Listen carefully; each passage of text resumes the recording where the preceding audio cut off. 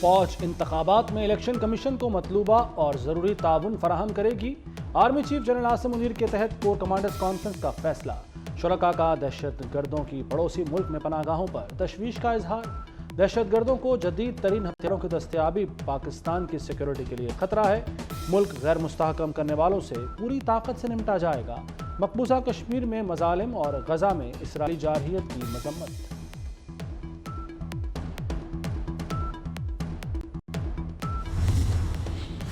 Peshawar high court کا فیصلہ election commission پر حملہ ہے۔ ایک صوبے کی ہائی کورٹ کیسے ملک بھر کا فیصلہ دے سکتی ہے؟ یہ ایک بہت حساس معاملہ ہے۔ صدر مسلم لیگ نون شہباز شریف پھٹ پڑے، بولے الیکشن کمیشن کا پی ٹی آئی کو بلہ نہ دینا حقیقت پر مبنی فیصلہ تھا۔ ترازو کو لاڈلے کی جانب جھکایا جا رہا ہے۔ لاڈلے نے 4 سال میں ملک تباہ کیا، دوست ممالک سے تعلقات خراب ہوئے، پی ڈی ایم حکومت نے ملک کو دیوالیہ ہونے سے بچایا۔ پی ٹی آئی کو بلے کا نشان دیں یا پشاور ہائی کورٹ کا فیصلہ چیلنج کریں، الیکشن کمیشن ارکان ایک پیج پر نہ آ سکے۔ چیف الیکشن کمشنر سکندر سلطان راجہ کی زیر صدارت اجلاس بے نتیجہ ختم۔ عدالتی فیصلے پر ایک اور بیٹھک ہوگی۔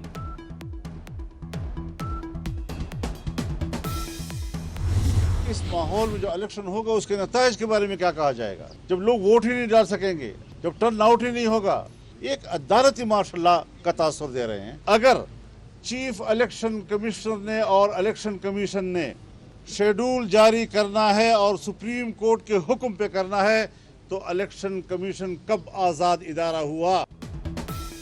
عدالتی مارشل لا کا ماحول بنا دیا گیا ہے۔ الیکشن کمشنر عدالتی حکم کا پابند ہے تو آزاد کیسے ہوا؟ انتخابات میں ہمارا ایک بھی کارکن شہید یا زخمی ہوا تو ذمہ داری الیکشن کمشنر اور چیف جسٹس پر ہوگی۔ مولانا فضل الرحمان نے خبردار کر دیا، بولے ہم آزاد ماحول کے ساتھ الیکشن مانگ رہے ہیں، بدامنی کی وجہ سے لوگ ووٹ ڈالنے نہیں نکلیں گے۔ پی ٹی آئی کے ساتھ کوئی زیادتی نہیں ہو رہی، اسے تو نمایاں کیا جا رہا ہے۔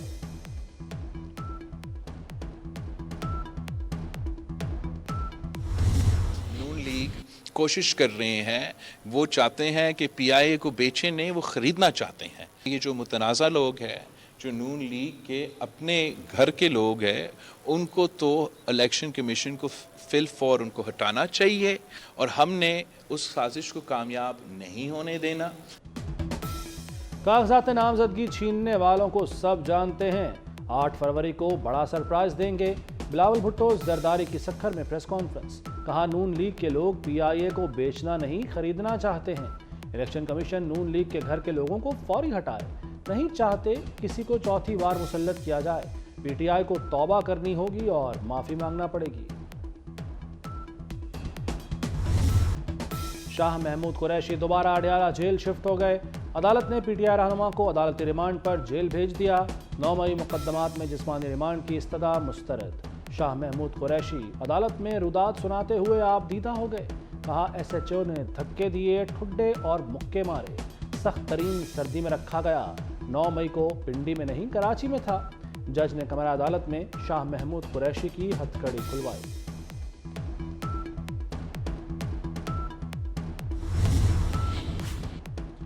بانی پی ٹی آئی کو اسلام آباد ہائی کورٹ سے ریلیف مل گیا۔ سائفر کیس کا ٹرائل 11 جنوری تک روک دیا گیا۔ سائفر ٹرائل جیسے ہو رہا ہے اس پر فکر مند ہوں، اوپن ٹرائل یہ نہیں کہ کسی کو آنے دیں کسی کو روکیں۔ جسٹس میاں گل حسن اورنگزیب کا اٹارنی جنرل سے مکالمہ۔ بانی پی ٹی آئی نے ان کیمرہ ٹرائل کے خلاف استدعا کی تھی۔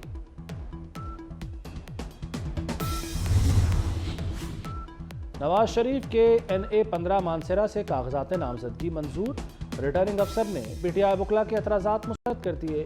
لاہور سے بانی پی ٹی آئی کے کاغذات پر فیصلہ محفوظ، بلاول بھٹو زرداری کے کاغذات پر اعتراضات پر بھی فیصلہ محفوظ ہے۔ پاکستان کا مظلوم فلسطینیوں سے اظہار یکجہتی، وزیراعظم انوار الحق کاکڑ کا نئے سال پر ہر قسم کی تقاریب پر پابندی کا اعلان، کہتے ہیں غزہ میں جاری اسرائیلی مظالم کے باعث قوم رنج و غم میں ہے، نئے سال کے موقع پر تقریبات نہیں ہوں گی۔ شمالی اور جنوبی غزہ میں اسرائیل کی وحشیانہ بمباری، مزید 200 فلسطینی شہید ہو گئے، شہداء کی تعداد 21,110 تک جا پہنچی۔ مغربی کنارے میں اسرائیلی ڈرون حملے میں 6 فلسطینی جان سے گئے۔ فلسطینی مزاحمتی گروپوں نے غزہ میں کئی اسرائیلی ٹینک تباہ کر دیے۔ اب تک اسرائیلی میجر اور کمانڈر سمیت 501 صہیونی فوجی ہلاک ہو چکے۔ کورونا وائرس پھر سے سر اٹھانے لگا، دنیا بھر میں کیسز رپورٹ۔ پنجاب میں دوبارہ کورونا ٹیسٹنگ شروع کرنے کا فیصلہ، محکمہ پرائمری صحت نے مراسلہ جاری کر دیا۔ تمام مشتبہ کیسز کی کورونا ٹیسٹنگ شروع کی جائے، ٹیسٹنگ کے ذریعے صوبے میں کیسز سے متعلق معلوم ہو سکتا ہے۔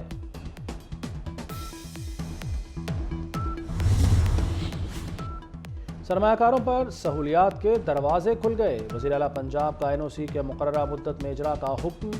محسن نقوی کا الفلاح بلڈنگ میں بزنس فیسیلیٹیشن سینٹر کا دورہ، ملکی اور غیر ملکی سرمایہ کاروں کے لیے قائم برق رفتار ون ونڈو آپریشن کا جائزہ لیا۔ صوبائی اور وفاقی محکموں کے کاؤنٹرز کا معائنہ، سینٹر میں سرمایہ کاروں کے لیے 20 خدمات بیک وقت موجود ہیں۔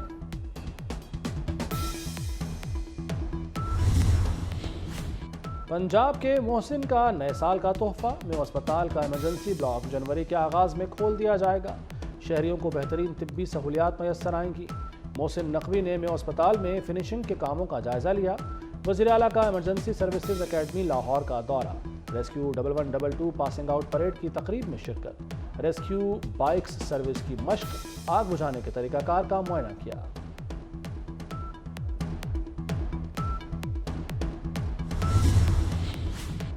امارات کا حکمران خاندان امیر ترین خاندان قرار، النہیان خاندان کی دولت 305 ارب ڈالر ہو گئی۔ امریکہ کا والٹن خاندان دوسرے نمبر پر آ گیا۔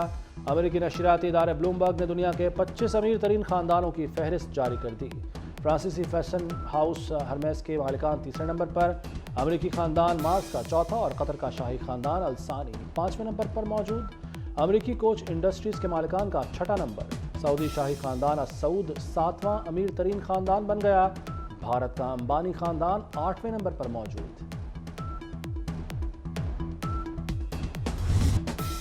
ارب پتی بزنس مین اور معروف اسلحہ ساز گیسٹن گلوک 94 برس کی عمر میں انتقال کر گئے۔ گیسٹن گلوک نے گلوک ہینڈ گن متعارف کرائی تھی۔ 2/3 امریکی پولیس اہلکار گلوک ہینڈ گن استعمال کرتے ہیں۔ یہ ہینڈ گن 48 ممالک کے اہلکار بھی استعمال کرتے ہیں۔